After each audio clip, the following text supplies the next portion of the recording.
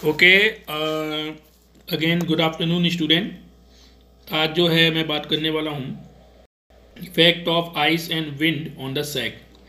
पिछली क्लास में हमने देखा था कि सैग क्या होता है और आइस और विंड का उन पर क्या इफेक्ट पड़ता है, हम डिस्कस कर रहे हैं। सबसे पहले मैं बात करता हूँ कि द वेट ऑफ पर unit length of conductor is change when wind is blow.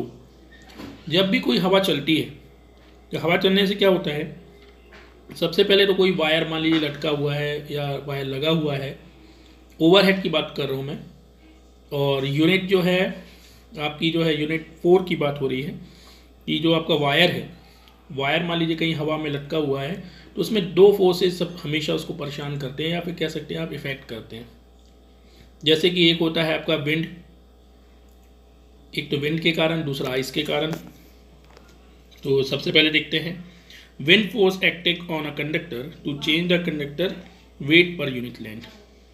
और आइस, अब कई लोग क्वेश्चन कर रहे हो कि सागर में या एमपी में कहीं आसपास तो आइस गिरती नहीं है, तो आइस क्यों कैलकुलेट कर रहे हैं?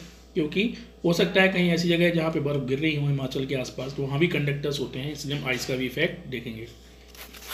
तो आप यहाँ देख सकते हैं कि सबसे पहले वेट ऑफ द आइस पर यूनिट लेंथ का फॉर्मूला होगा डेंसिटी इंटू वॉल्यूम।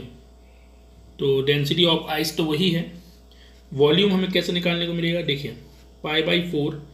अब ये d + 2t क्यों लिखा, ये देखिए ये d हो गया, ये कंडक्टर है, ये पूरा आइस जमी है इसके ऊपर, तो ये दैट इज द t, ठीक है। तो इसलिए d + 2t स्क्वायर माइनस, इसमें से कौन सा पोर्शन हटाना पड़ेगा, ये वाला, क्योंकि इसमें तो आइस है नहीं, ये तो कंडक्टर है, इसके बाहर वाला। तो इसी की बस डेंसिटी निकालनी है हमारे लिए। तो ये डेंसिटी जो आ रही है फॉर्मूले में, या फॉर्मूला देख सकते हैं density of the ice into pi, जब इसको पूरा खोलेंगे आप तो ये फॉर्मूला मिल जाएगा आपको।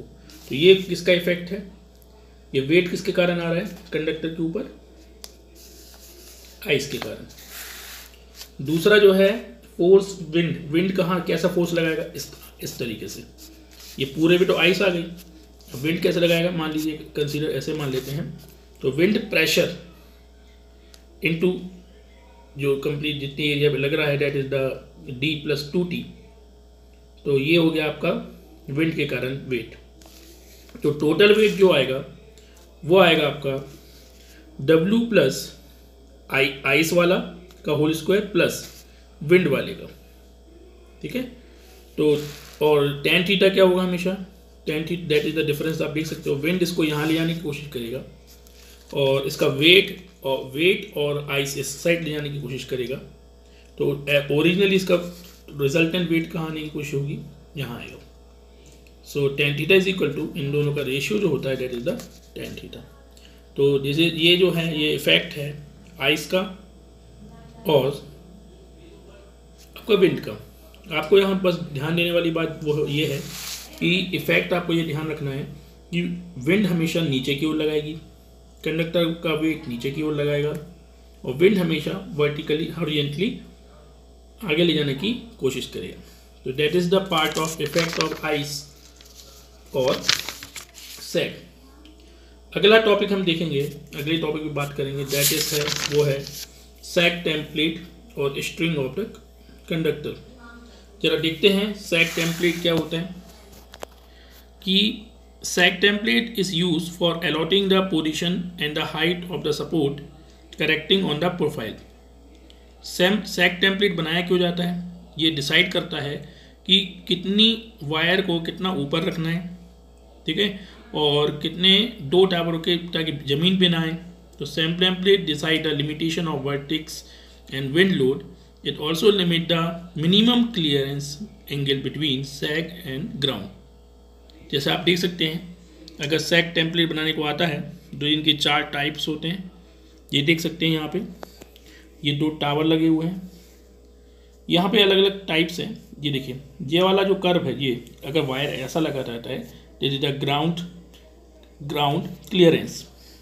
ये ऊपर वाला है हॉट कर्व है, नीचे वाला कोल्ड कर्व, ये कोई ज़मीन बनी हुई है, इसको बोलते हैं सैग टेम्पलेट, ठीक है।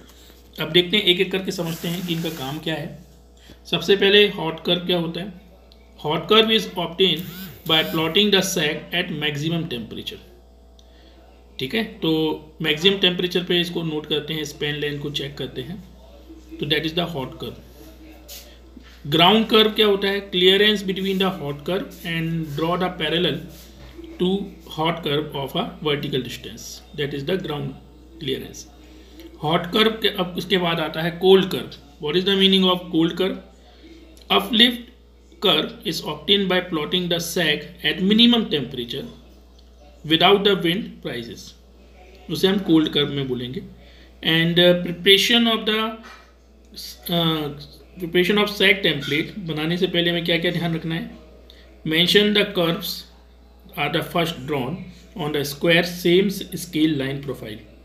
एक और चीज़ यहाँ से अगर आपको सैग टेम्पलेट की डेफिनेशन आप फिर से देखें तो आपको क्लियर होगा कि sag template is use for allotting the position and the height of the supports. मतलब इससे हमें पता चलता है, इसके स्टडी करने से हमें पता चलता है कि हमें क्या पोजीशन रखनी है, क्या हाइट रखनी है सपोर्ट्स की, ठीक है, फॉर द ओवरहेड लाइन। तो ये इस बेसिक पॉइंट हमें इसमें मिलते हैं। Thank you.